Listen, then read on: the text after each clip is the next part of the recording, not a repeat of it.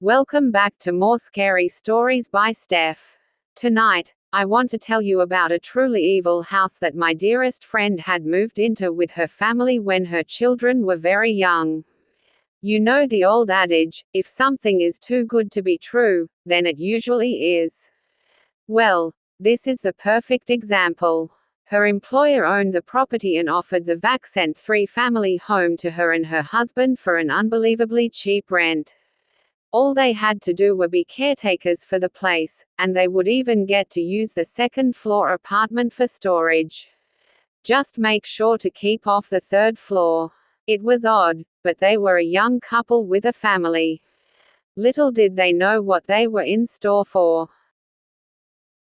Chairs move by themselves across the kitchen. Doors opening by themselves. Windows nailed shut, opening on their own. Whenever I would sleep over, banging coming from the wall behind the couch, and voices in my ear. That uneasy feeling of always being watched in my sleep. Someone I couldn't see, right in front of me. People would see the shadow of someone in the third-floor window of the vacant apartment. The thing that got her husband to agree it was bad was when it sounded like wind was ripping through the house and slammed their bedroom door open 3 times. When he saw 3 long scratch marks from claws on the door, he decided it was time to find another place to live.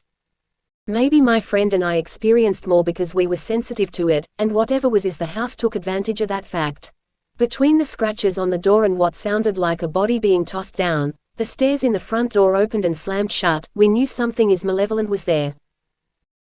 One weekend, they had family and friends over. A mutual friend of ours, looking scared, called us into the house. She had seen something dark pass in front of her and started feeling scratching under her feet from the basement. She swore she'd never go into that house alone again. It seemed to be getting stronger and bolder with its frightening people. How long until it felt comfortable enough to start physically hurting people, we wondered. We knew we had to try something to get rid of whatever it was in her house. Trust me, we tried everything we could think of. Her daughter would be talking to something and laughing.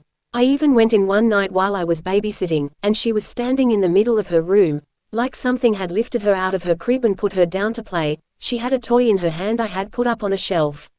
I was too startled to ask if her friend had gotten it for her. I just brought her out in the living room with me. When their son said he saw a man looking in his window, which was impossible with the shade down. Not to mention the huge hedge outside the window, my friend's husband ran around checking the outside for signs of anyone. There was nothing. He checked all the doors and windows on all 3 floors, and they were still all locked. Things kept moving on their own.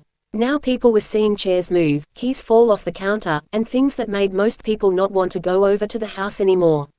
It was all getting to be too much. It started to cause tension between the couple. Something had to give. My friend asked me for help.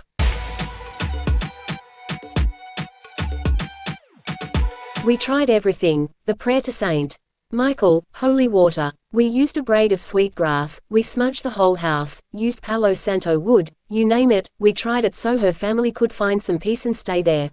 When a reverend came to do a house blessing, all it did was anger whatever was in the house even more. We learned not to discuss what was happening while we were in the house. I even tried to call the Warrens for help, but the phone wouldn't work. I could hear Mrs. Warren, but she couldn't hear me. It sent chills up my spine. It was like a scene out of a horror movie. The family soon found another place to live. My friend's employer, who owned the house, never rented it again. They soon tore it down, filled it in, and put up a parking lot. None of us will park there to this day. It's been 20 years, but why chance it? Though some other places had spirits, nothing compared to the evil in that house. Once they left, the family was happy, and back to normal. The next time someone offers you a deal that seems too good to be true, think twice. You could end up living in a house that not only is haunted but might haunted you for the rest of your life.